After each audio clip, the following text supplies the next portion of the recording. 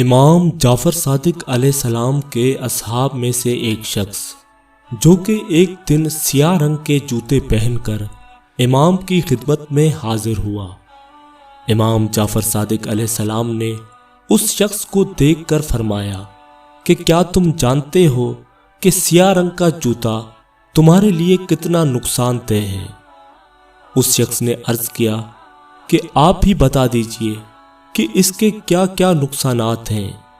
امام جعفر صادق علیہ السلام نے جواب دیا کہ سیاہ رنگ کا جوتا پہننے سے آنکھوں کی بینائی اور مردانہ قوت میں کمی ہوتی ہے، جبکہ انسان کی طبیعت کے اندر غم و غصہ اور اداسی کا باعث ہے۔ یاد رکھو کہ سیاہ رنگ کا جوتا جابر اور ظالم انسان کے لباس کا حصہ ہے۔ البتہ زرد رنگ کا جوتا پہنا کرو کہ اس کے بے شمار فوائد ہیں۔